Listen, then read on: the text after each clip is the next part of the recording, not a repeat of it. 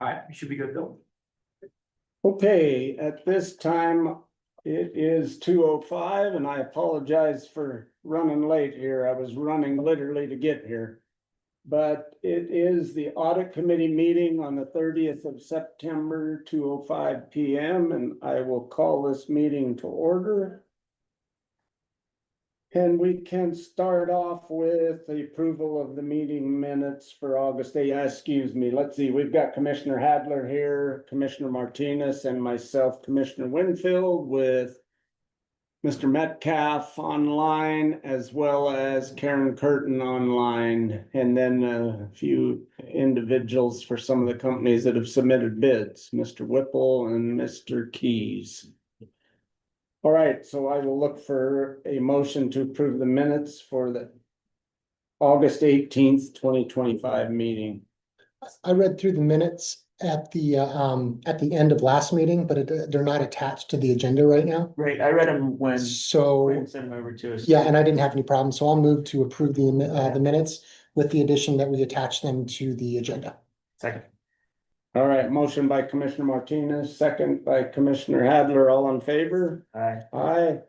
Passes unanimously. We will move on to the selection of the external auditor for the 2025 county audit.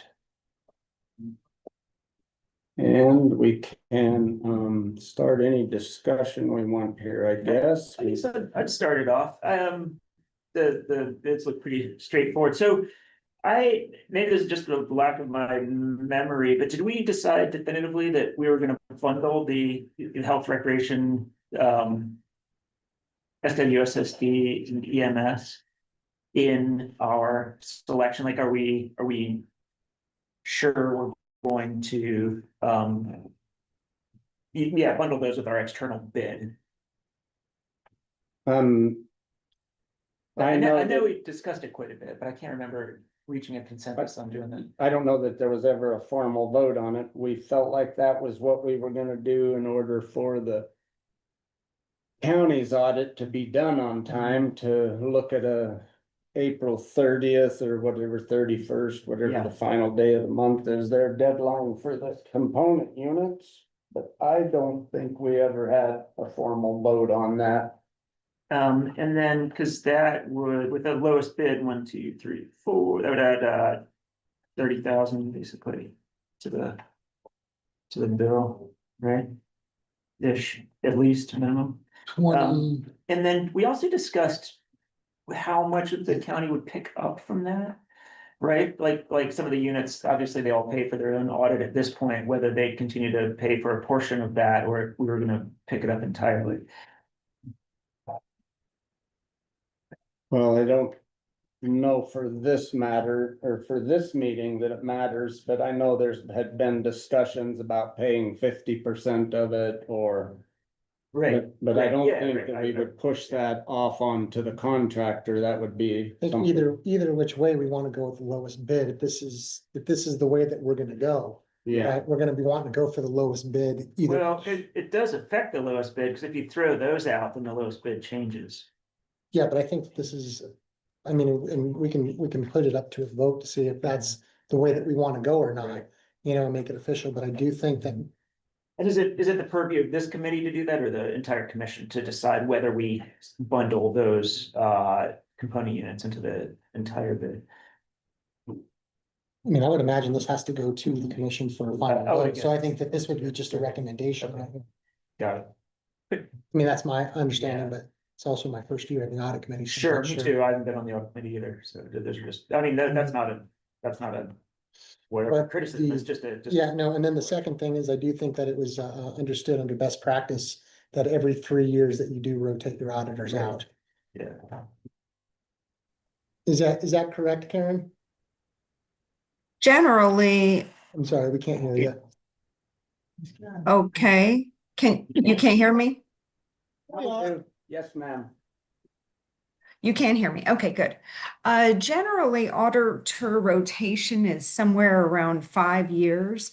There are some entities that will let it go longer, some shorter, but general practice that I've seen is 5 years. And I guess I did want to add that with professional services, I don't believe you're obligated to go with the lowest bid. I would encourage you to select the bid that you think best fits the needs of the county. And that may be the lowest bid, but with professional services, you're relying on the strength of the professionals who are doing the work. And so I would encourage you to compare credentials and experience, and of course, and obviously also consider your budgetary needs in that as well. Oh. Great, thank you, Karen, for that. Plus these. So how is this gonna, is this like Q&A with the potential auditors, or how are we,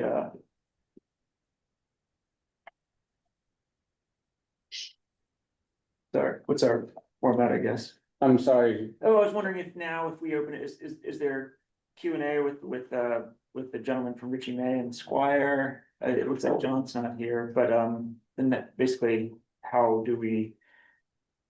I would imagine we could just ask them to give a brief presentation on their bid that they put in, if we want. Why don't we start with, the May proposal first, as we've got it listed first on our. And I also request that Karen, if you could also kind of help guide us through this, I think that would be quite helpful as well. Sure. So I guess my first question is, were the firms that proposed all invited to this meeting? You know, Florson's was invited. I believe so, but I'll check. We're checking on that right now, Karen. Sure. If they weren't invited, then Agreed. Yeah. we'll be looking at things in somewhat of a vacuum. Have you all looked at the proposals that were received? Yes, they were The invited. clerk auditor invited. Yeah, the clerk auditor did Yeah. invite all three. Everyone was invited. Okay. And as I understand, only Richie May firm is in attendance, is that correct? No, I don't know who those. Mr. Keys, who are you with? Yeah, I'm Mr. Kais, Brandon Kais. I'm with Richie May as well. So Mike and I are both with Richie May. Okay. All right, thank you. So Kais, I apologize for. Oh, you're okay.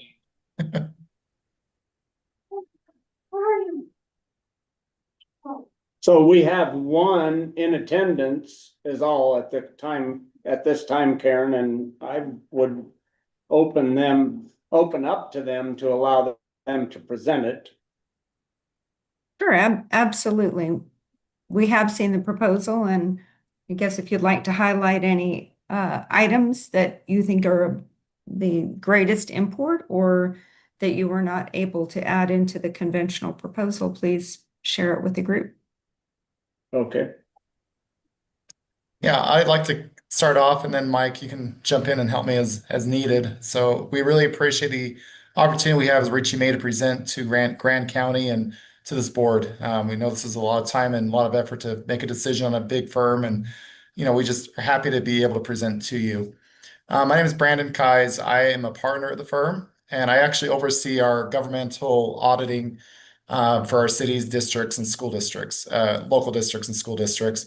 And I'm joined today by Mike Whipple, who is a director of the firm, who's also overseeing a number of different governmental projects. Some of the big ones he's worked on include University of Utah, KVD, KVR. He works on a number of different funds with them. And anyway, just happy to be here today. Richie May is probably a new player to the field to a lot of people. As of a few weeks ago, we were actually known by a different name. We were WSRP.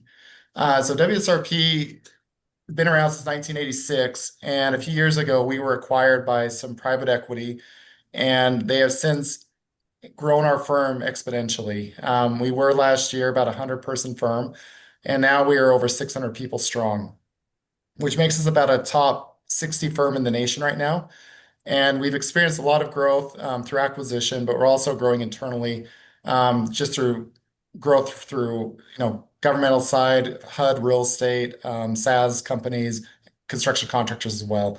So we are very much a sense a national firm right now and continuing to grow and become a firm that, is very localized in Utah, but has offices outside as well, which has been very exciting for us. In terms of our experience, we have worked with all sorts of different sizes of governments, counties, school districts, cities. I specifically worked with Tooele City for a number of years. That's one of my clients that I've worked with as both the auditor and the consultant right now. Larson and Company is their auditor, so I actually work directly with Larson. And then I also work with Metropolitan Water District as their consultant, and Squire is their auditor as well. So I've worked actually with a lot of the people that are proposing on this engagement today. And I frankly will have to say you guys have a very difficult decision to make. All three of these firms, I would say, are reputable. They're very good at what they do. And I honestly don't know if you're going to be able to go wrong with any three of them when you make your decision. So just want to throw it out to you. I think you got really good players soliciting for your firm, for your work right now. With that, Mike, I'm going to turn a little bit of time over to you if you'd like to add a little bit more to that.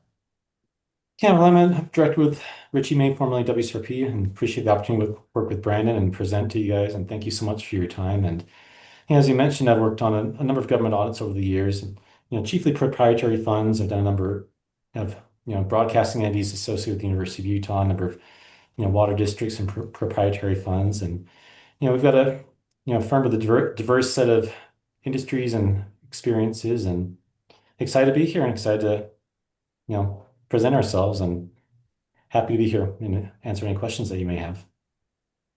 Yeah. So I guess I could go a little bit further if you'd like me to talk about the audit theory or audit scope, but I maybe will pause and let you guys ask questions at this point. I don't want to consume the entire meeting. Brandon, who would be the key person on the job? Is it yourself or Mike or both? Yeah, so I would definitely be the number one person in charge of the audit as a partner on the engagement. Mike would definitely be involved, but he wouldn't be as involved as I am, just at the partner level, a little bit different there. And I would also, we've added another person on that proposal. His name's Tyler Dickerson. He's a senior manager, and he would be helping me with the drafting of the financials. And he's actually based out of St. George. So I know it's not super close between us and you guys, but he's down there and loves it down there. So he'd be the other person involved. It'd be the three of us with another team of probably 3 or 4 people to help out. I know there's a hard deadline. We want to make sure to get enough resources at it and get you guys taken care of on time. And in your proposal, you listed, I guess, 4 example references. Yep. Tooele City, Albany County, the school district, Metropolitan Water District, and Ashley Valley Sewer District. Can you give me a sense of how many counties or municipalities you audit? So as of right now, I don't know if we do any counties or municipalities. I'm just trying to think through the other industry groups. In Utah specifically, Salt Lake office, I don't, but we know our Logan office does quite a few. Logan's Albert Jackson, I'm not sure if you heard that name before, but they do, off the top of my head, they do a Cache Valley County, or I forget the exact name of it, but they do at least 2 counties up there. And I believe they do one of the cities up there as well. And they're working on that right now. And I can certainly provide that to you with what their involvement is. And they're just an extension of us. So they do that. I have worked with Tooele in the past for a number of years as their auditor and their main auditor, and that was their Tooele City Corp. So I've got experience there. And then with Albany, that's my other audit that I spend a lot of time with, as well as Fremont up in Wyoming. And while they're not counties, they are school districts that are very similar to what you guys are working through. So I've got other partners who have worked on counties as well in the past. I personally have not worked on those myself. Okay. Be And fully transparent. Tooele City Corporation, is that an EDC or what type? I don't normally see city and corporation in one name. If you could explain it to me, please. If I remember the story, this is a unique one. I want to say they're a chartered entity, if that makes sense. Let me pull it up really quick. Just for reference, Karen, that's pronounced Tooele. Tooele. Tooele. I'm sorry. Yeah, Tooele. Tooele. Thank you. You bet. Yeah. And Between that and the Texas accent, we have lost, there's a little lost in translation. no, you're good. Yeah, they're a pretty big city. They're just west of us right now, in Salt Lake. And it's a charter that they operate under. And so they basically make their own rules of administration. And then that's why they're a corporation, I believe. It's one of the few in Utah that is allowed to do that. But they are in every sense a city. I mean, that's a municipality. That's how they are. I see. Okay. Yeah. So they would have a general fund and Oh yeah. General fund, they got capital multiple different funds. projects Yeah, capital and projects. okay. Yep. And we do the major, non-major scoping and making sure we get the right funds in there. And we did the GASB conversion. So like right now, we're drafting their financials and converting them from the fund to the government-wide financials. We're very, very Okay. familiar and versed with that. Yes. Did the pricing that you listed, did that include a potential single audit, or was that listed separately or maybe not listed? I'm not sure that I may have missed that. Mike, do you want to speak to that one? Oh, you're on mute, Mike. You're still on mute, Mike. Oh, sorry There about we go. that. So the pricing for Grand County includes the single audit along with it. So that's not a separate price item.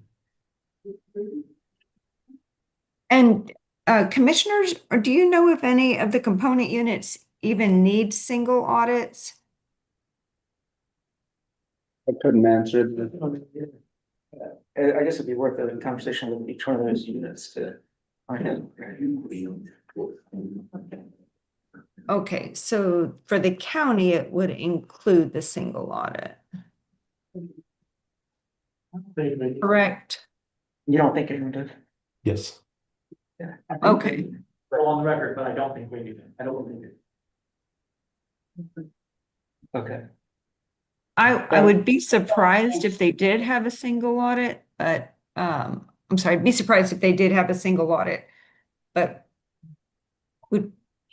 I think before you obviously engage any firm, you'd want to get that clarified.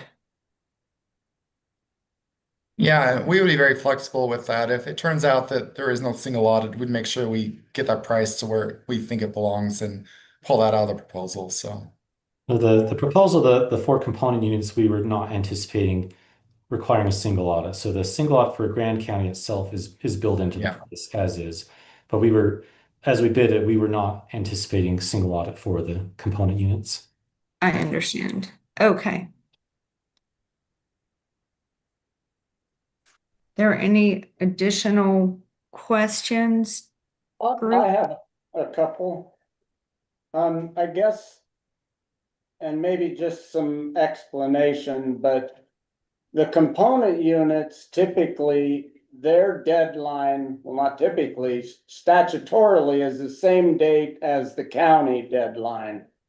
And so we've run into trouble every year with our component units waiting until the last minute, which has then caused the county's financial statements to be late. And that's why there's this discussion, and we've added in, if we can control when their audit happens and put a deadline of, say, the end of April, which would then allow another 2 months to get the county's audit done and filed with the state auditor so that we meet our deadline.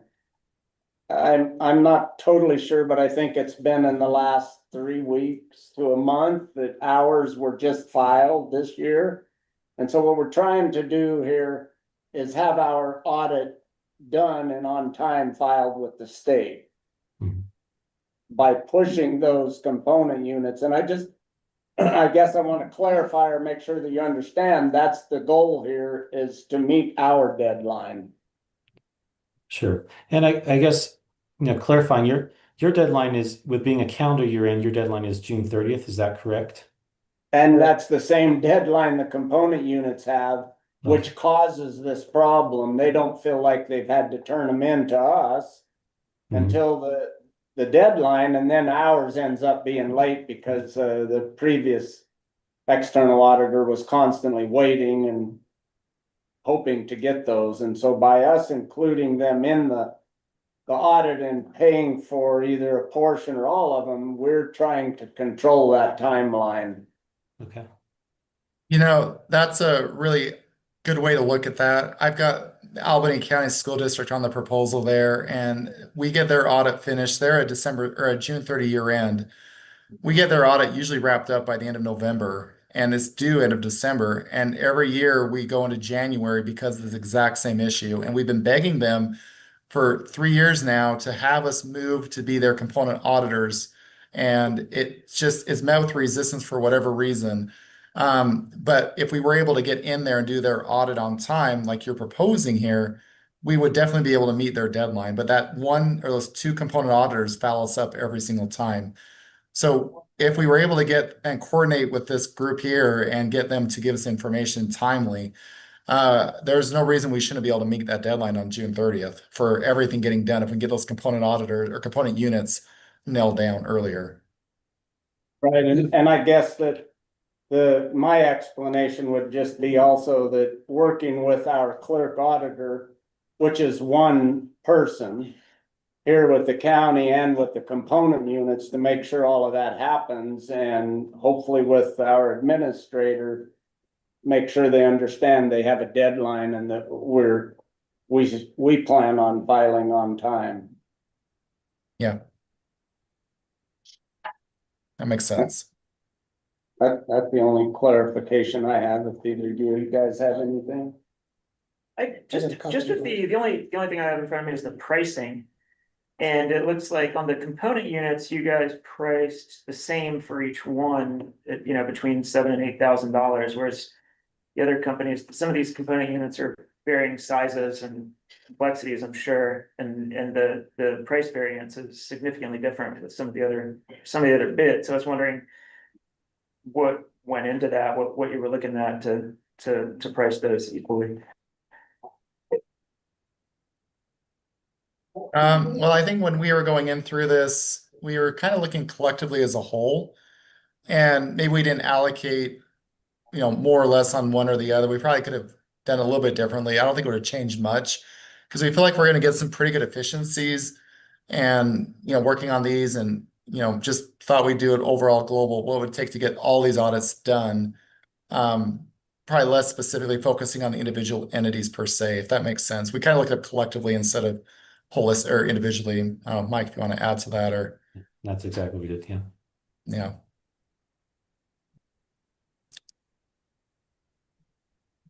Good job.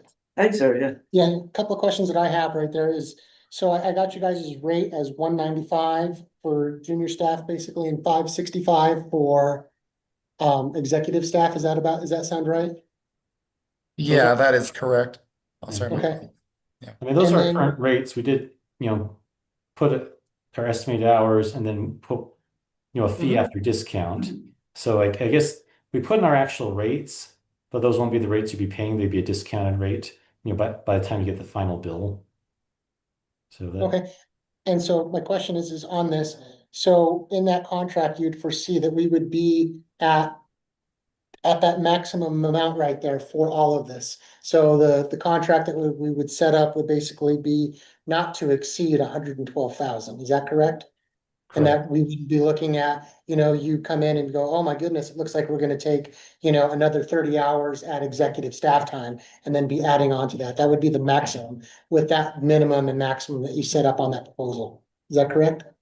Correct.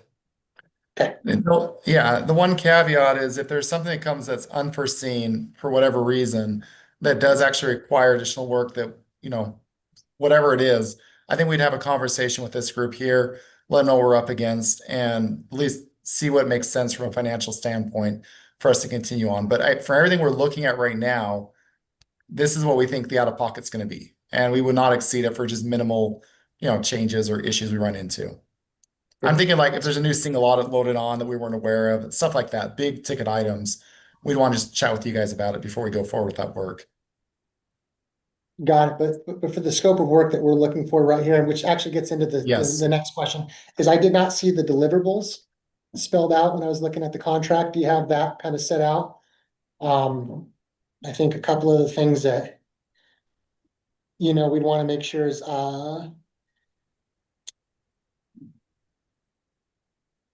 do we have the, you know, I mean, the financial, statement audit report, that would be part of this, is that correct? Yeah, so we would be delivering a financial statement audit report with the financial statements to be combined together. And that'd be for each of the subsidiaries as well, or the component units as well. We'd also be giving you our letter to management or those charged with governance at the conclusion of our audits, outlining anything we found for control deficiencies that would be helpful for changes to be made in the future. And we'd have our evaluation on that as well. And if they raise a certain level over a material weakness or significant deficiency, we would include that in the report as well. So you have both sides of that being reported to you. So those would be the two big deliverables that we'd be giving to you. And then, so the one in there is, there's another piece that I was wondering, is there's a compliance that goes with the internal or with the state auditor? Would Yep. that report be required or be included in that as well? Yes, that would also be as part near the end of the back of the report. We'd include that as well. Okay, all right, those are the questions that I had. All right, anything else, Karen, Julian? Yeah, please. I think I just have one more question to add on. The discounts that you apply for the pricing, would that account for just the first year, or would that continue on in future years, the same discount rate? Yeah, we would stick with the current, discounts right now. We keep them going year after year. We do understand that this is outside our prime time a little bit. It does catch a little bit, but getting into April, May, and June, that's really a little bit lower time for us. And so we feel like we can offer that discount to you going forward as well. There would be a small increase with the cost of living, annual fee going forward, but nothing seismic like a reversal of that discount would happen.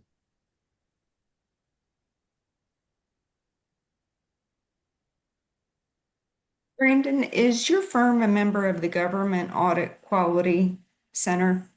We are.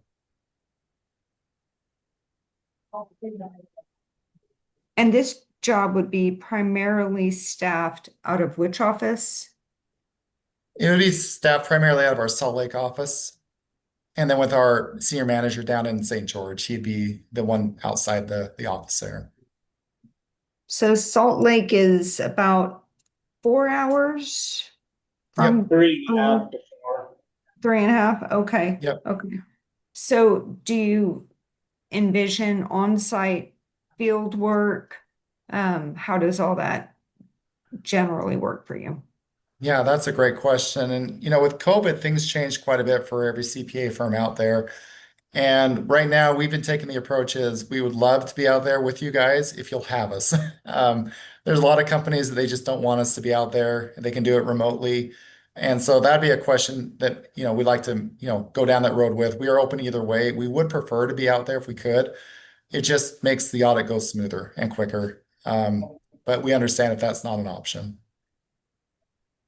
And the fees do not include travel fees or would include travel fees? We would bill the fees for travel separately as part of the engagement. And we try to keep them as reasonable as we possibly could. And generally, how many individuals do you think would be, if the county elected to go on site for field work, how many individuals would you send? I think with the size of this audit, I imagine that I would go down there with the senior manager, and I think we'd probably bring at least 2 to 3 staff with us. That way we can just hit it hard for the few days that we're out there and then head back and keep working on filling the rest of the work and the audit from there. 2 to 3 So, plus a senior manager? yeah. So I would say like 4 to 5 total. I don't think I'd be down there the entire time. I'd like to go down there Sure. to at least meet people and, do the partner thing and make sure that I'm looking the risk with everybody the way I should be looking at them, and then let the team run from there. So that's what I think I'd envision it from us. Mhm. And you're also, I'm sorry, and I know you mentioned this, you're also based in the Salt Lake area? Yes, I am. Yep. Yeah, we're actually based out of the Salt Lake Hardware building. I'm not sure if you guys are familiar with that. It's just downtown Salt Lake, right by the Delta Center. It's a beautiful area. So Okay, very good. How long is an on-site visit for a county of this size or an audit of this size, like 3 or 4 days or a working week? Yeah, I think a week would probably be what we'd look at there, working week total. Just, it does take time to go through everything, and especially the first year. Getting familiar with how you guys do your systems, going through the walkthroughs, fraud discussions, and then doing the detailed testing on fixed assets can always take some time. And a lot of times that fixed asset testing is much easier to do on site just because there's a large volume mostly like that goes through there. And if we're doing the component auditors work at the same time, it might make sense to go and do a visit with them briefly to help them make sure we're progressing them along at the same time. It's like kind of a big picture visit down there, I would imagine.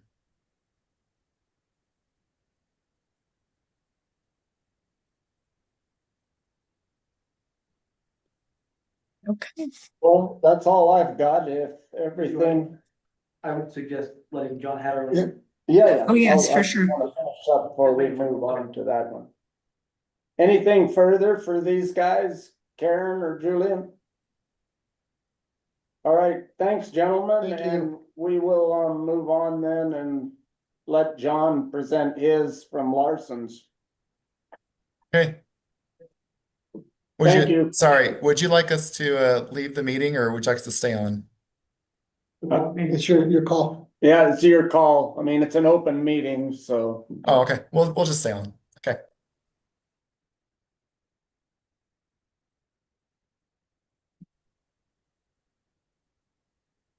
John, are you with us?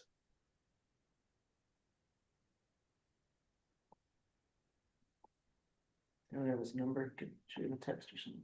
I don't think I have. I don't have it either. John, if you can hear us, you're muted. Multitasking. Yeah. See if I have- Run into him. Yeah, there he comes. Driving. Driving. Oh, I can see. John, can't hear We you. can't hear you yet. You're still muted. Oh, there I go. I got access to unmute. Sorry. No worries, John, we got you now. Yeah, do you want to go through your proposal for us, John? Sure. I don't have it in front of me. I think you guys know us well enough. If you guys have any questions, I think the only thing that I would outline that maybe was different in our proposal is just the schedule of the component units. What our expectations are, and when we plan on doing those. Most of those we're going to start early in the year, and they'll have their own field work days, and they'll be responsible to schedule all those. We'll work with those entities individually.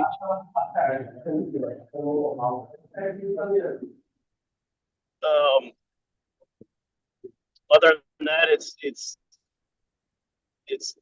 you know, our anticipation is that if all the component units agree that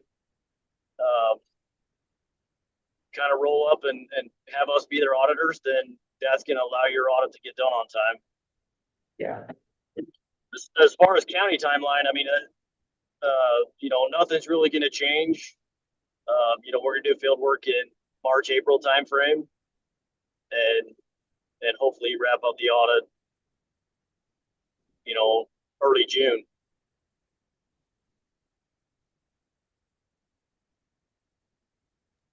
Hey, John, just to remind us, how long has Larson been the county's auditor? How many years? So I think we've done it for 3 years. Okay, so 2024 was year 3. Yeah. Yep. It sounds right to me too. Yep. Okay. Yeah, thank you. I think before that time we just kind of served as like the kind of a consultant or internal auditor was kind of our relationship to you guys. Yeah. John, by any chance, do you know who provided audit services to the county before you picked it up? Yeah, it was Spew and Rich Marsing. Yeah. And they're also still the majority of the component auditors. Of the 4 components that we have listed, that's the auditor. Yeah, I think they do 3 out of the 4. We do Canyonlands currently. You do, okay.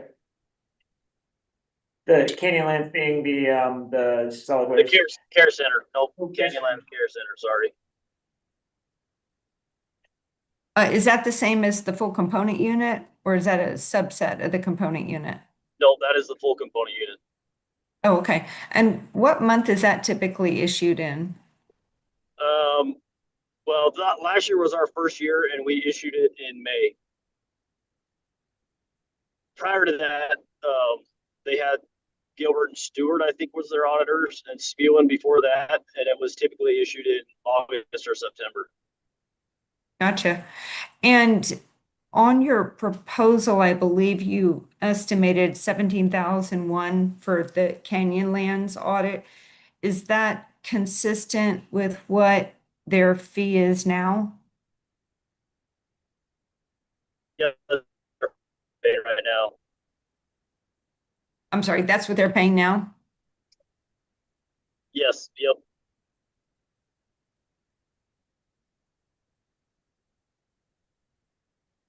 And then, like, I've been on I haven't been on any of these other boards except the rec board I was on for a year, and that seemed like a pretty small, that was a very small audit. You came in at that, at 12, is that's about right, John, I guess? Yeah, and I just kind of based that on going through their financial statements, and just knowing what we were gonna have to test, knowing the number of days we were gonna be on site. So most of those entities, we recognized that they're a little bit smaller. Mhm. Canyonlands is obviously a larger entity. For There's sure. a lot more going on in the care center. So that's kind of why our fees are set that way with the component units. Okay, yeah. To your knowledge, is the only entity that needs a single audit the county itself? Yeah, I believe so. In looking at all of the prior reports for the component units, I don't think any of them have had single audits, at least probably in the last 5 years. Mm-hmm. And when you come out for field work, how many folks are at Grand County, assuming that you do field work in person?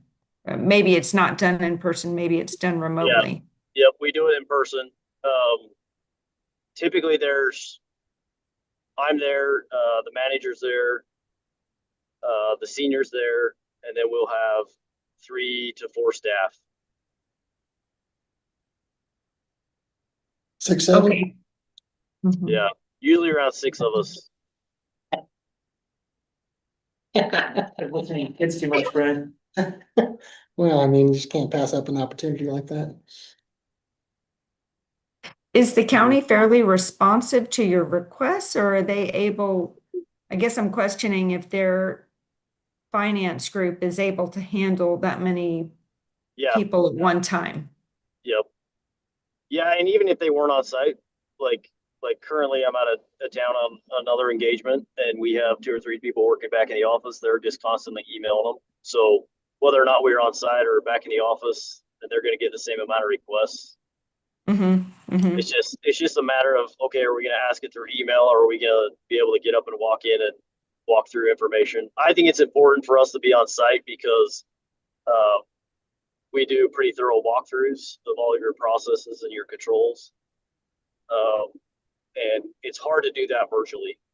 That was one thing I didn't like about the COVID time period when everybody kind of started doing virtual audits. So we went back to in-person field work as quick as we could just because of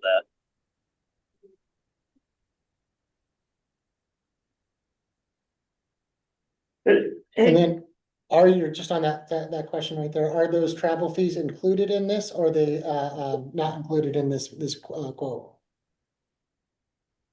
I missed the first part of your question. Sorry, you broke up there, but are your travel fees for the 6 or 7 staff members, are they included in this bid right here, or was that in addition? Yes, all of our everything inclusive in the audit expenses and the audit fees are all inclusive in that fee. Okay. And then how long would you imagine that they would be here? Typically 4 days. So usually Monday through Thursday. Once in a while, we'll do a half day on Friday if we need to wrap stuff up. But we usually plan on about 4 days for field work. And that's going to be probably for most of the entities. Yeah, we're not gonna try and do all 4 component units in 1 week. Like Canyon Lines, they're gonna, like, we typically do field work like end of February for Canyon Lines Care Center. And I would assume it's gonna be the same for the other 3. It's not gonna be done the same week of your field work, because when we come down there for Grand County, we're solely focused on the county. okay. John, does your familiarity with the county and having done it for the last 3 years, does that affect your price for the county's audit? I guess what I'm saying is like you don't have to start from a blank slate. Would that enable you to Yeah, I mean, in reality, like, we know what our time is into it. We know what our realization is, what I'm comfortable with, and it's kind of a continuation of our fees from the prior engagement that we had. Um, so yes and no. Would I like to have better realization? Absolutely. But there's efficiencies on our end and efficiency on your side, and I think that, over the last few years, I think Gabe can probably attest that we've helped them become more efficient, which actually helps keep the audit fees down. yeah.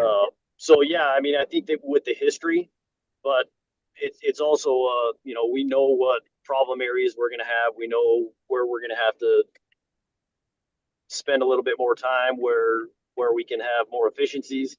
So it does play a part, but we know what it takes to get a county done, and so that's kind of where we set our fees and the ranges. So Good. Yeah. I got a couple of questions here. So first off, the from 25 through 28, you have an increase. Can you explain that increase? yep, that's just our standard kind of, like, I think the prior firm said they could call it a cost of living increase. So in all of our government proposals, we always have an increase every year, and that's just kind of like to What's that offset rate? it's between 3 to 3.5%.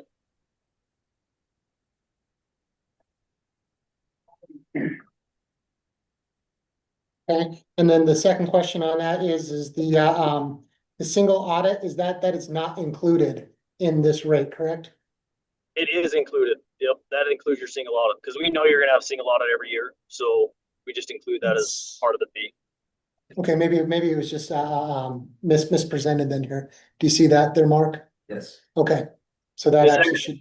is there a separate column It's, for it? There's yeah, a the way separate that- column. yeah, the way that Yeah. you presented it is it's presented separately, so that does affect the bottom line on that right there. Well, So- yeah, so like if in a year you're gonna have a single audit, so the reason why we present them separately is that's an allowable cost for you to offset that cost with federal dollars. So that encompasses our whole price. So the financial Yeah. statement audit and then the single audit, but altogether, that's the audit fee. Okay, perfect, thank you. But that I just had- identifies, yeah, that identifies what you can offset with your federal dollars on what the federal single audit is gonna cost. Perfect. I'm just trying to make sure so that I understand it, because there's different presentations for different bids right here, and I just want to make sure I'm comparing apples to apples on this. Sure, yep. I think that's a really good question. And I guess I had not read it that way. So thank you, Commissioner, for asking that question. But Brian, I'm sorry, John, is it correct? So the financial statement audit says 55.6, and then there's a column next to it that says federal single audit under uniform guidance when applicable, that says 4,200. So is the total cost to the county the sum of 55.6 and 4,200, or is it 55.6 and you're saying the 4,200 was only presented for informational purposes? Nope, it's separated out, so it's the sum of the two is gonna be the price of the audit. Okay, so that makes sense. So the sum then Yep, and then would be the it's 55.6 plus 42, or 59.8 for year one. yes, yep.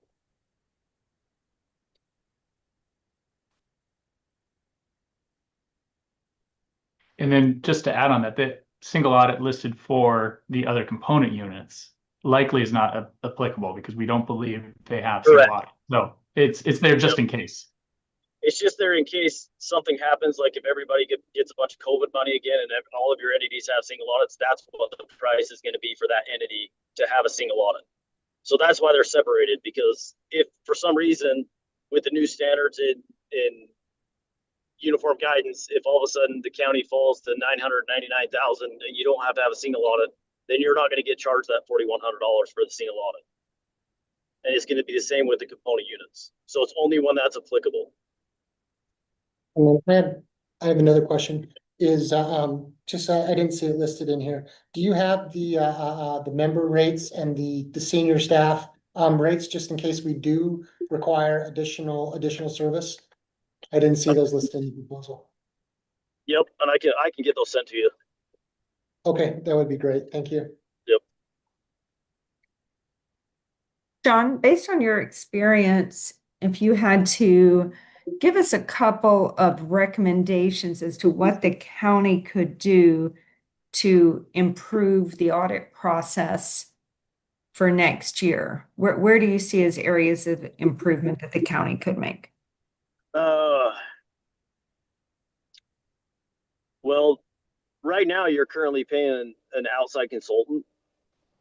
So the biggest efficiencies are going to be getting your finance staff trained to where they're doing all of that themselves. Because we wait to actually do field work until the outside consultant has time to get down there and kind of adjust things.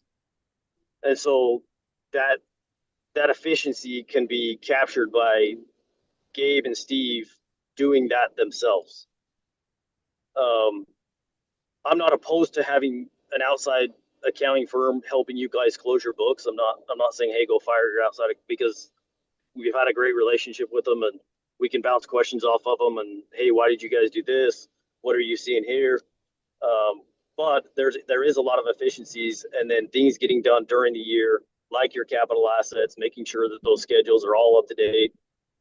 All the transfers are in balance. So basically, what the external accountant is currently doing,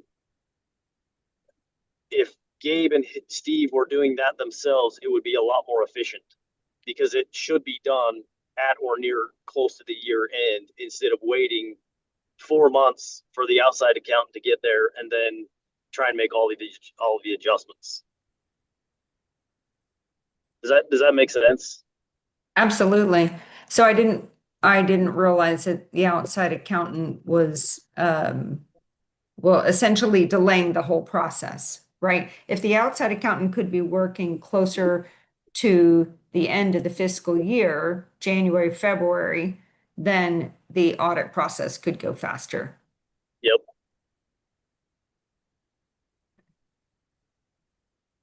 Another Yeah, place I would that- say that's the biggest one that's going to create the most efficiency. Mm-hmm. Mm-hmm. Then, Okay. John, I have a question. There was some pushback or some misunderstanding. I'm not totally sure how to label it, of some things that you felt that the state auditor was requiring. Where did that all get resolved, or did it get resolved? I don't think it's ever been resolved yet. I mean, there's continued conversations. And that was around TRT reporting, or? Yeah, I have some concerns on the TRT, and I still do. I still have the same conversations with Seth, and it really boils down to the same conversations that I have with you. What they're saying is unallowable. Under any other grant or federal award or anything, that would be allowable. So my concern is they're applying that code based on their opinion, not what's in code. And so what they're saying is allowable or unallowable is based on what they think internally, not what code says. And that's my concern. So that's the discussions that I've had with them. So I think it's going to be an ongoing, discussion. I don't know that there's going to be a resolution until everybody sits down and we come to an agreement. But I think you would be hard pressed for any audit firm to read the mind of the state auditor. Every other firm, there's good audit firms across the state. I mean, the ones that you interviewed before, I mean, that's a great firm and they have great history. They would be in the same situation of trying to read and understand what the state auditor's mind is, not strictly based on code. And I think that's where I got frustrated. And do you feel like that's adding to this audit, I guess, is? No, I don't think it's adding to the audit. I think that it doesn't create any more frustration with you guys, between us and you. I think it's just something that we have to deal with as part of most of our engagements, right? It just so happens that they kind of targeted you guys for that. And, that's where it's a kind of it's not adding to your audit. It is, and I have a partner, regardless of whether or not you're doing the audit, this conversation is going to continue. Does that make sense? Yes. And can I just ask a follow-up question? So just to confirm, it's your opinion that the 2025 update to the state audit compliance guide didn't resolve any of the ambiguity of this area? No. Okay. No. They're not going to fix that until they define code and actually create something that says this is what we consider promotion that's allowable and this is what's unallowable. The situation that you guys are in, that one position, everything that position does is allowable, but yet the allocation of his wages are not. And under any other grant, that is not the case. And that's the only concern that the state auditor had. And my conversation with the state auditor was, well, how would my team know that if everything is allowable, that your concern is with the salaries and wages, without you having to come down and issue a report saying, well, this is what we think. And so that was kind of the back and forth that we had. We were on a Zoom call, then we were on a phone call, and I don't know that it's ever resolved. And now we're kind of into it with the impact fees. So it's going to be ongoing conversations.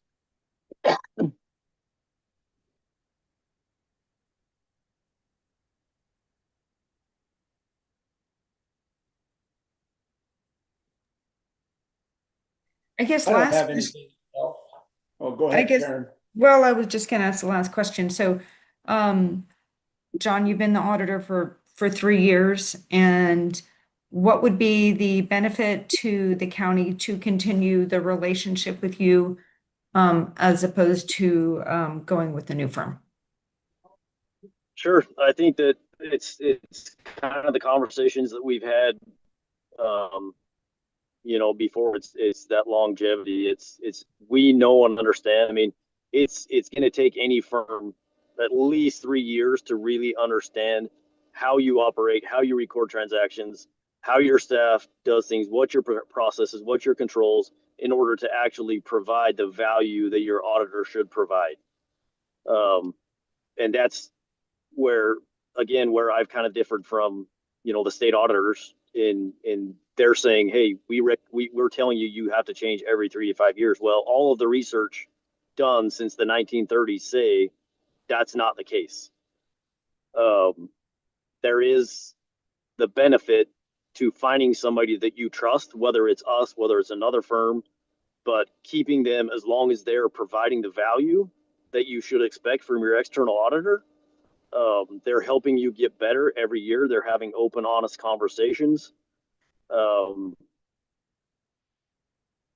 Because the longer that we're an auditor for an entity, the more we know and understand what their problem points are, what to look for. We spend more time on controls. We spend more time looking at things because we already have everything set up to test your balances. And we're not trying to understand what your processes are, what the roles are, where do we get this information. We don't understand what this account's saying because we've already seen it before.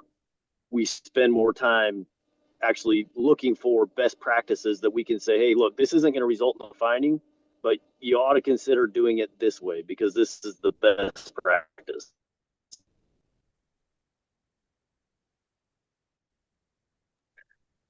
Very good. Thank you. That was the last question I had. Commissioners, did you have anything else? Thank you. Yeah, nothing that I have either. Thanks, John. I have, sorry to jump in, I have one minor Yep. detail. And gosh, I think this is just a carryover from probably a prior year. I noticed for the government auditing standards, you referenced the 2011 revision. The current ones would be the 2018, and by the time the engagement started, I think it'd be 2025 revision. And this is just to confirm, because I think it's just a carryover typo. Are you up to date and is the firm operating on the 25 revision now? Yep. Yeah. Okay. That was all. Just minor confirmation of what I suspected. Thank you, Julian.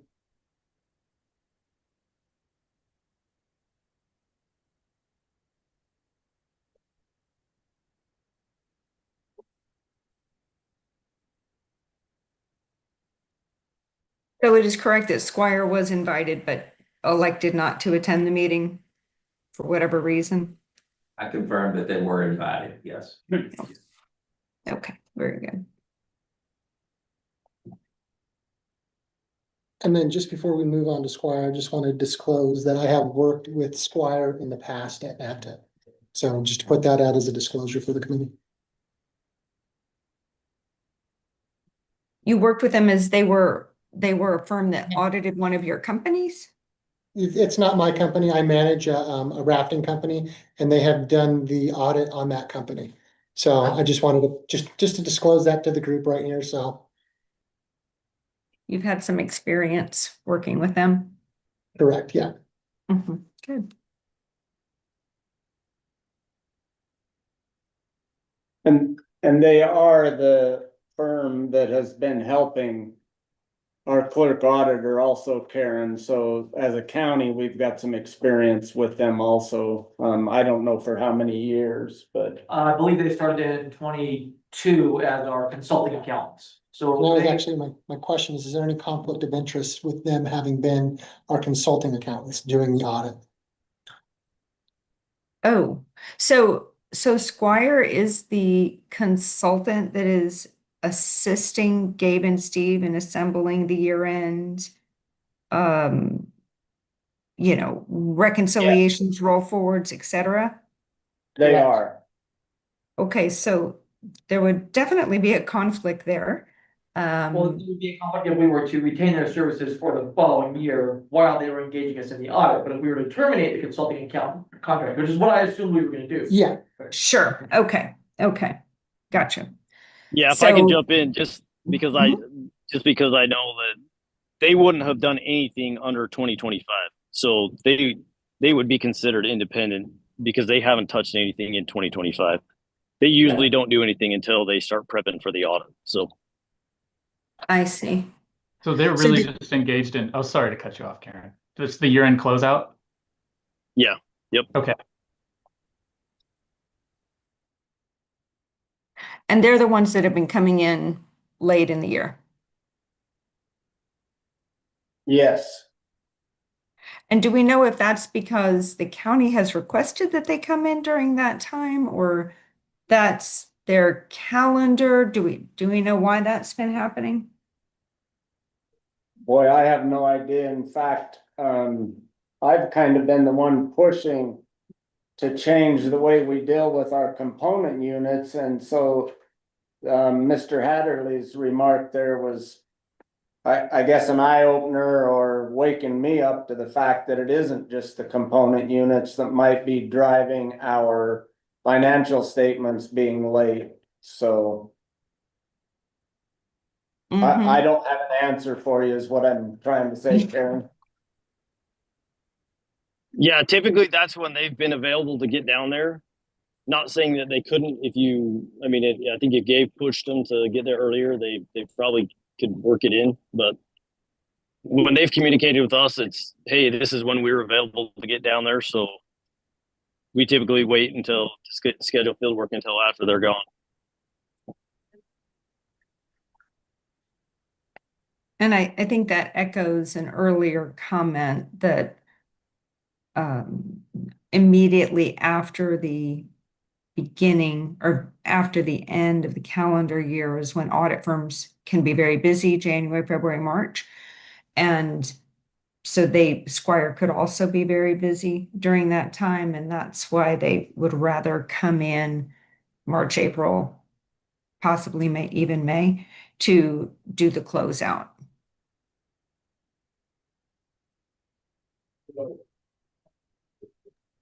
Okay.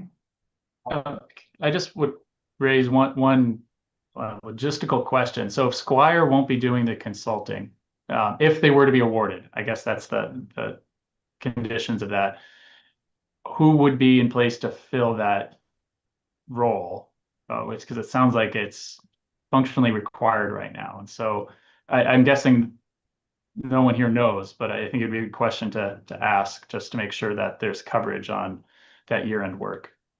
I can speak to that at least somewhat casually. I don't know that I have a definitive answer for that, but I do know that with our past engagement with Squire over the last 3 years, that Gabe and his crew have become more and more familiar with tying up the books and getting everything out and drafting those financial statements. I don't know whether they're 100% ready to take that on completely, but I do know that they've advanced significantly in the 3 years with Squire. So I'm not, I don't want to speak for Gabe because he's not here, but I don't know that we would seek consulting and accounting services if Squire were to be awarded the contract. I think we might let that go. Okay, I mean, that's good to know because the conflict of interest, if they were to stay on, would be very real. And so Yeah, no, absolutely. separating that out would be critical. Right, and it would also force us, if we did need somebody, then to go looking for another firm.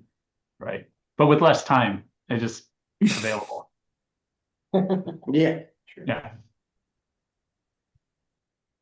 This is true.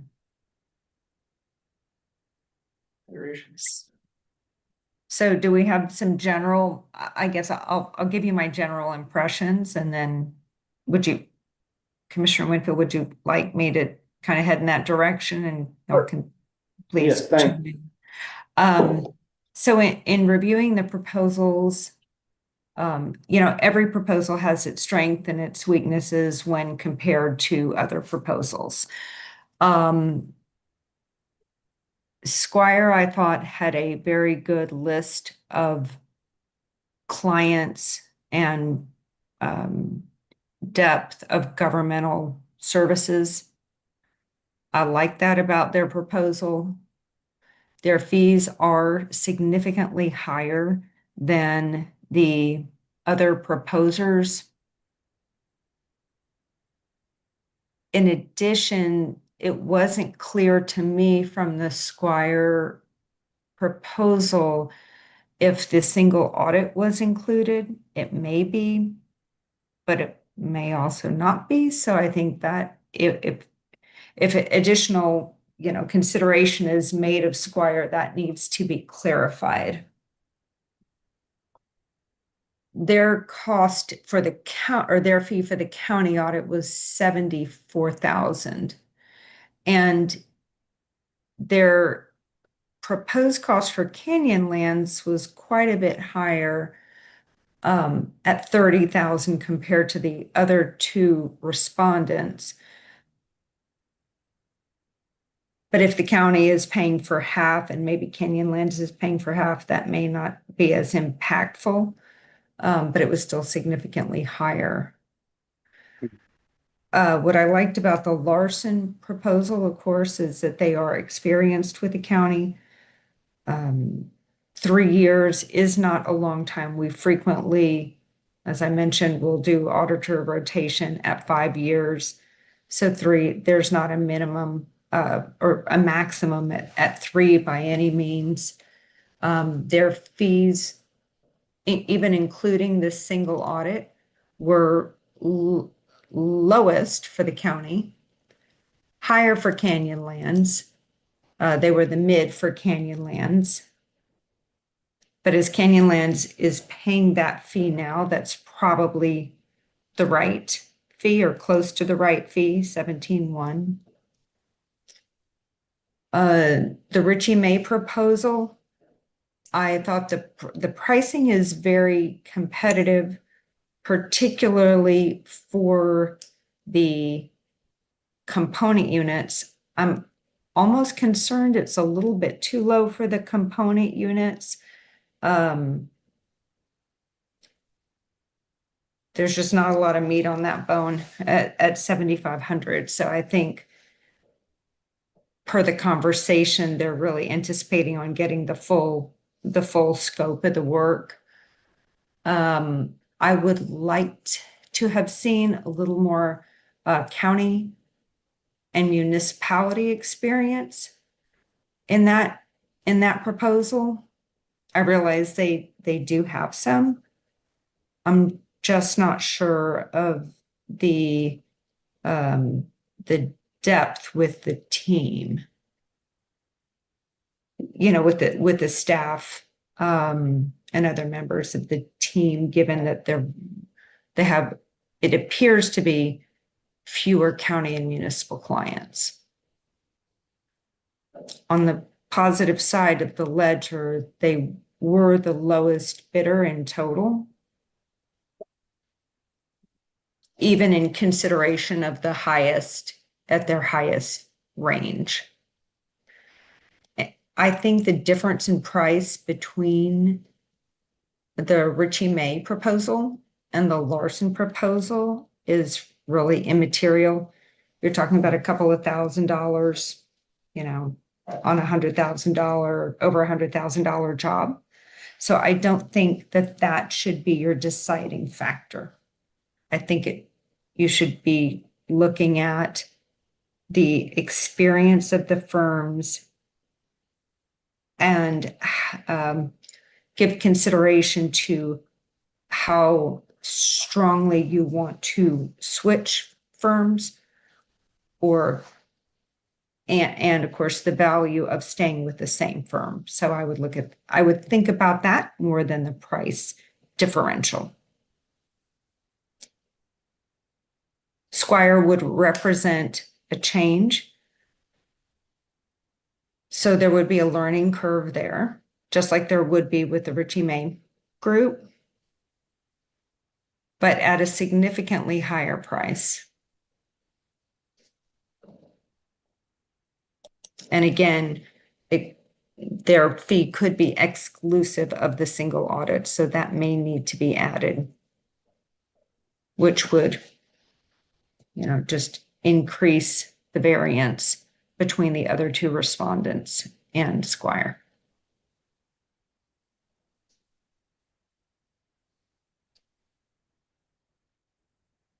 Thoughts, gentlemen?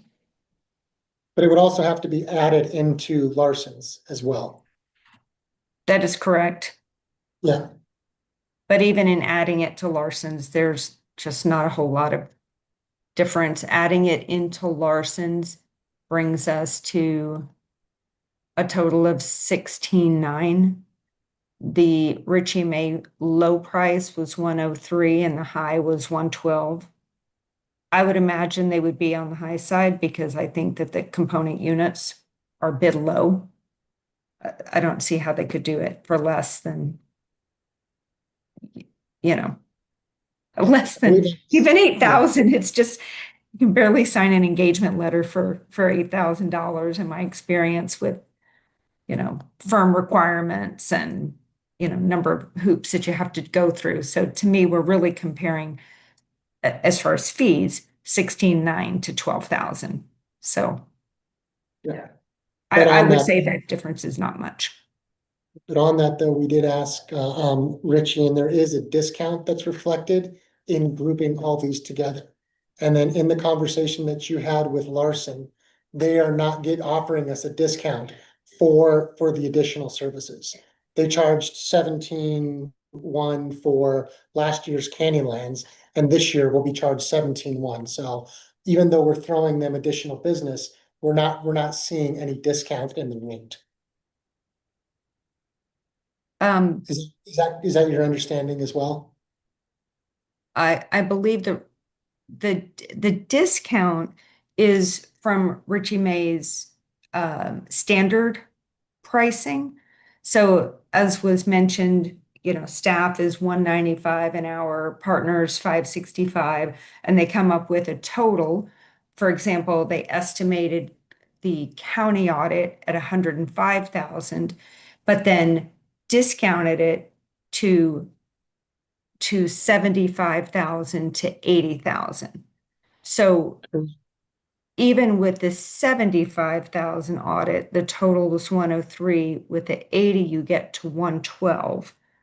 So I guess what I'm saying is the difference between 116.9 and 112 is 4,900. And I No, think that's Yeah, no, I understand that, but my questions were more of the statement that the $8,000 would not cover that, right? So is that, it was my understanding that $8,000 is a discounted rate right there. And that's why I was looking at the hours, and I was looking at the rates of the service right there, just to see how that was my understanding. And one of the thoughts, or at least the conversations that we had when we were talking about including all this, was the hope that if we did go out and offer someone this additional business, that we would get a discounted rate for offering this discounted, for offering more business, if that makes sense. I see what you mean. From the perspective of Canyonlands and even Correct. the audit as a whole, is it discounted because all the component units are included? Correct. Right. And I would just point out, don't forget Richie May's gonna add travel back in. Yeah. That's right, Mhm. yeah, which likely, I mean, north of 10 grand if it's 5 people for a week with hotel and food, I would guess.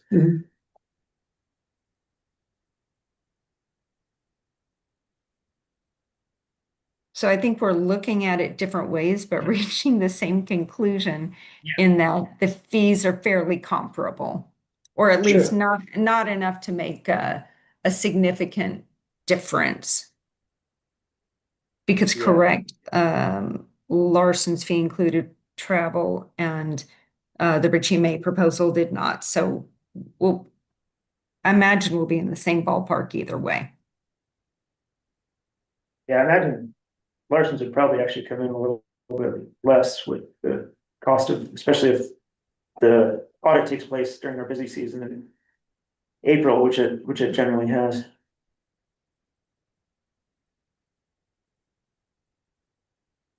Well, I think that either of them would do a substantially or would do the job that we're asking for. Yeah. What I do see though is that with having gone through the audit and everything that we have encompassed there, both with what's going on in the county and with the state auditor, and there being somewhat of a change in the tone, that would suggest that a change would be best practices at this point. I'm in no way discounting the fact that Larson's has worked themselves meticulously here for us in the past years, but we have come through a substantially, I don't even know what the word is, upheaval here in the county regarding this state audit. And with that would suggest to me that a change would be appropriate at this time, and not because of any reflection on the auditor as much as a reflection on the county and a slight change in the direction that we're going. I guess my personal opinion I wouldn't agree with Bill on that last statement. I don't think that Larson's really had much to do with that, the state auditor's findings. I wasn't suggesting they did. Right, no, I understand, Bill, no. But because of that, I'm not sure why we'd want to change the auditor when they were kind of outside the purview of those issues. That doesn't make sense to me.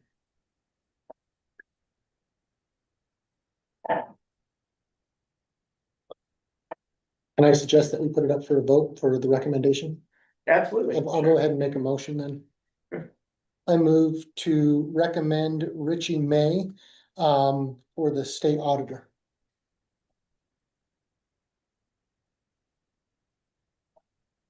And I second that as the chair. Likely, I think with three of us, yeah. Someone's got it. Somebody's got it. Right. Yeah, either way, we're gonna end up at a, I'm not gonna second it, so yeah, sure. If you want to. Sure, I'll second that. Motion by Commissioner Martinez, seconded by myself, Commissioner Winfield.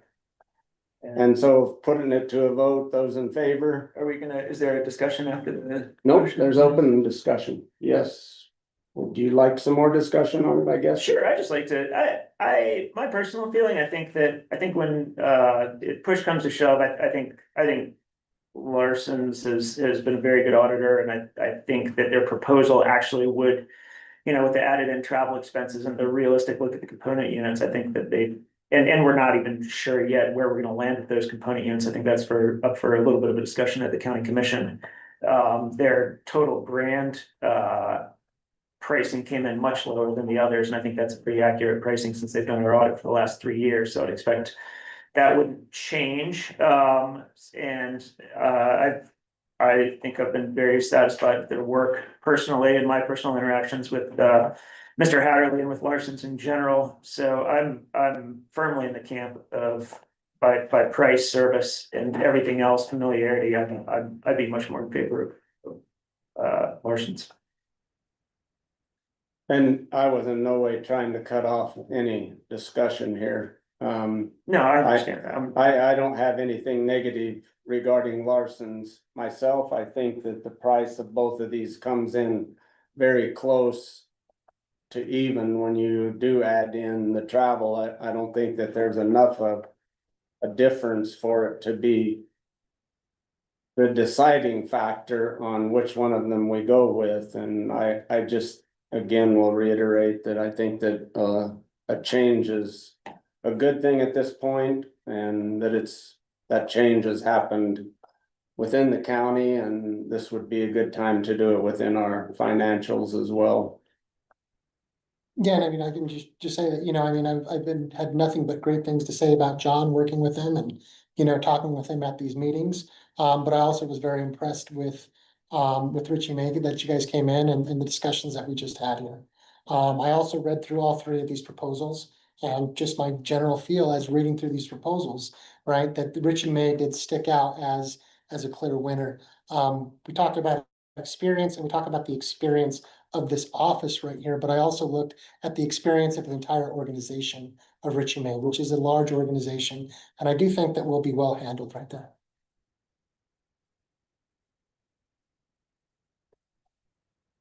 Anything further? No, good. All right. Seeing none, I'll call for a vote. Those in favor of Richie May? Those against? Motion passes with Commissioner Hadler against. Thank you, everybody, for your time, and we will move on in our general business items here to item number 3, which came about with a discussion with the administrative staff and myself as to a little bit of it being unclear as to who and how to get the agendas together on these, and moving forward so that there was more clarity, I think, for Dana and getting the public meeting noticed with the proper items on the agenda. So it's open for any discussion anybody has here. I'm just put into. Yeah, I'm not, I haven't, this is my first year on the audit committee, so I'm not sure how it's gone in the past. And, you know, most of the other boards I've been on, it's the chair sets the agenda, but I'm not, you know, I don't know what the precedent's been or where we're at with. I think that I'm fine. I haven't been pushing and being the only one that gave items for the agenda, but I don't mind wrangling them in the future and making sure that Dana has the list and be the go-between. I think making it clear that the agenda is noticed with the public notice and just giving, I guess, all of admin a clear understanding of where we're going, I think is what we're looking for. I think having meetings that are, that we know the date ahead of time is helpful. Because I can set a reminder on my calendar to contact the three of you and say, do you have anything to put on the agenda? Yeah. A lot of time to look at the minutes, but I have so many meetings that I do this for that if Sure. I don't have clear direction from a chair or from somebody, it's gonna get lost, just like this one did. Totally understand, yeah. It feels horrible to me because I'm, you know, usually pretty good at this stuff. You are good at that, Dan, for sure. I definitely don't like to mess it up, and I'm glad it's salvaged. Well, the other thing with this is a lot of times there's not a regular subject matter, and it's the meetings are set because something like this, of course, comes And up. then So our we have previous meeting specific- and our meeting before that, Exactly. meeting before that have all been Right. kind of off the specific- cuff, like we need to have this to get this done. Sure. Right, And yeah, so that schedule would be helpful if we kind of knew what we were planning on from here on in the future. I think that would be and easier. it's even fine with me if you guys just say. In this meeting, let's meet next time at this date, when I'll put it in the minutes, when he'll send me the minutes in 20 minutes. And I'll put it in my calendar, like, as long as I know, Right. it'll come up and remind me to reach out to you guys, okay, do you wanna have this meeting at all? Or, you know, what do you wanna put on the agenda, et cetera, so, I mean, there's no point in having a meeting just to talk about minutes, let's go. But I do think there's value in getting our quarterly meeting dates scheduled, and we can always cancel them if there isn't something, but if we had the quarterlies, and then when we come up against something extra, I don't know if you call them a special meeting or what we call it, but as is this one. If you wanna pick sorry, I didn't mean to interrupt you.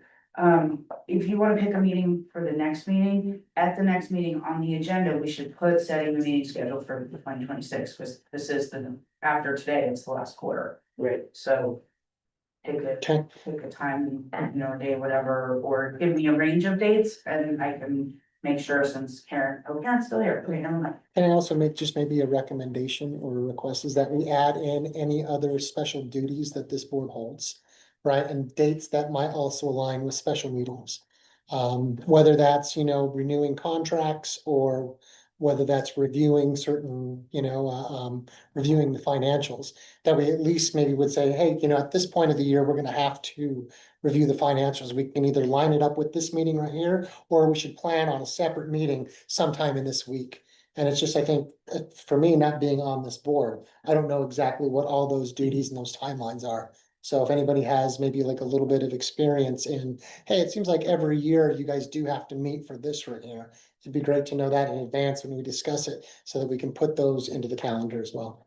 So you have basically your quarterly meetings and anything else that's most likely gonna come up or has come up in the years past. And correct me if I'm wrong, but weren't we going to review the bylaws and make some changes because there's overlap between the audit committee and the budget committee on some? Thought it was the budget committee that we were looking at taking. Okay, maybe yeah, I have them Yeah, I backwards. think it's the other way around. Yeah. Right, okay. Right, you're right. So do we want to pick a date now for that next meeting, which will be? Should be our quarterly meeting, so Q4 for 2025. Yeah, our final quarter. And I guess just the question is there any other duties that we have between now and the end of the year? Karen, is there anything that you know of that this committee needs to do between now and the end of the year?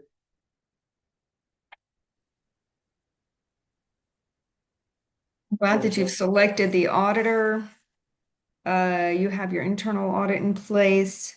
You may ask Julian if there is a meeting that he needs to go over results, ask questions, get clarity on direction, anything that he needs. That could occur before the end of the year.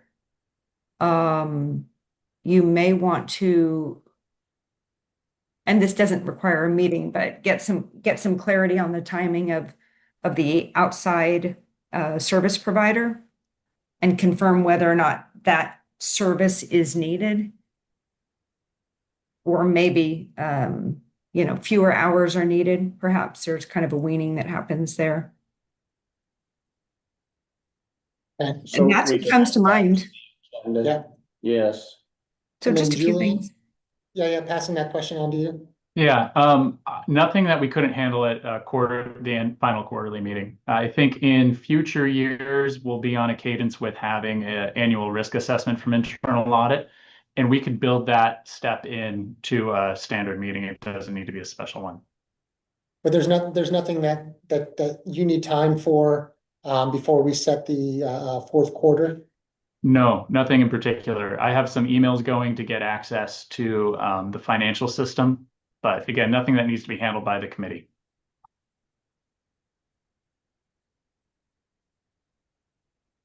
December? December, yeah, that seems reasonable. Early is better for me, early December. I have some Yeah, travel I agree. for Christmas. But first week, second week, I'm here both first week. First week is easier for me. Wednesday as usual. Wednesday, the day after our December 2nd special meeting. Yeah, Not I had sure. I something showed wrong with, something with Umtra Me too. on the 3rd. Oh, I don't have that in mind. Oh, is it the million milestone ceremony? That's think- usually I think so. December. Oh, yeah, Yeah. okay, yeah, we definitely Yeah. don't wanna get in the way of that. how about the fourth? Do you want to switch it to the fourth? So far, the 4th looks okay for 4th is wide open for me. How does the 4th look for December. you, Karen and Julian? It's good with you? I think so, yeah. Hold on, just, Yeah, the 4th is good for me. I'll be out, I will likely be out of town that day, but I'm feel confident that you all can manage. If I can attend, I would love to. But I may not be in town that day.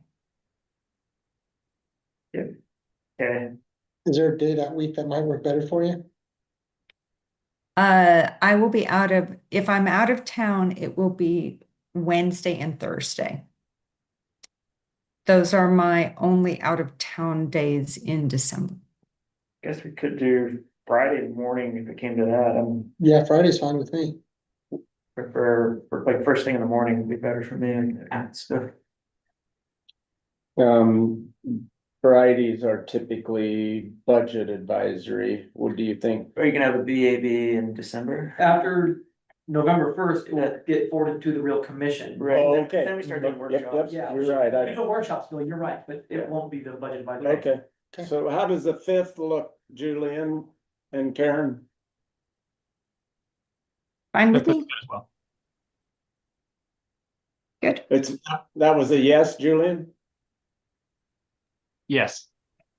All right, it's Friday the 5th and 9, is that okay with everyone? Is a 9 AM our time work for both of you? Fine with me? Yes.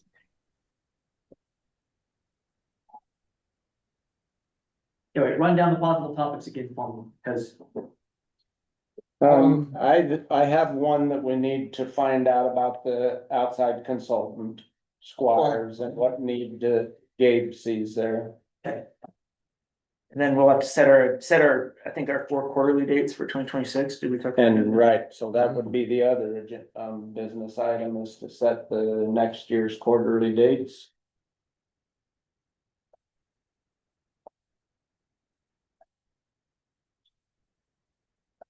And in And, order to. I would suggest, just so it's on your guys' radar too, the one thing that's in the bylaws that the committee has kind of missed over and over again is to review the engagement letter from the external auditors.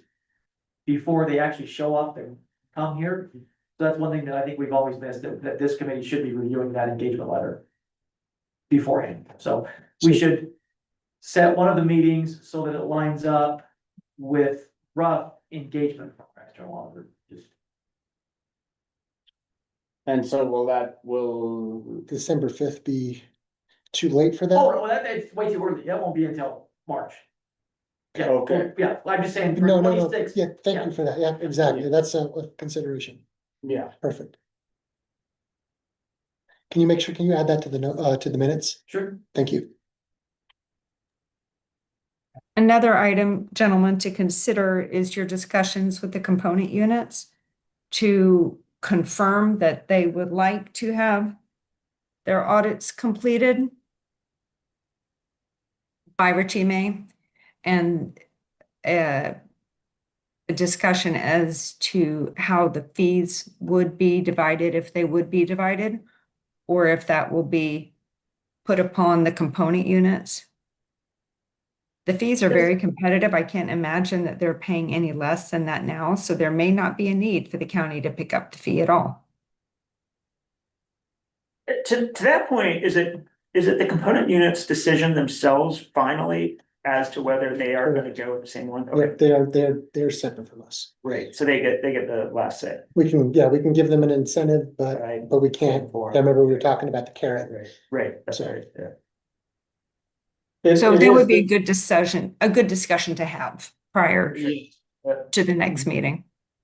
And so our discussion with Squires should also be with, if we do continue and Gabe needs them, about a deadline date on that agenda item. Because if they're part of the slow roll of getting our own financials out, we want to see if we can work that into their future. Okay. And then, Julian's gone, but do we want to, will Julian have anything from the internal audit by then? He said he had a hard stop at 3:30. He had another commitment. Okay, Yeah. And I think the answer is no, though. I don't think he'll have anything. nothing, okay, perfect, I was just thinking.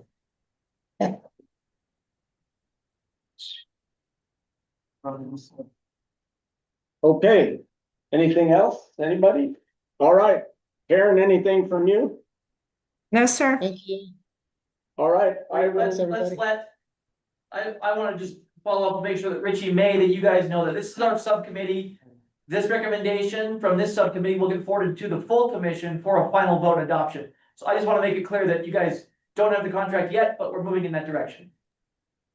Yep, we appreciate that clarity and we'll stay tuned. As soon as we get the final approval, we will draft an engagement letter and we will proceed accordingly. Okay, sound all good? right, thank you, gentlemen. Thank. Okay, thanks, everybody. Bye-bye. Bye. Thanks, Karen.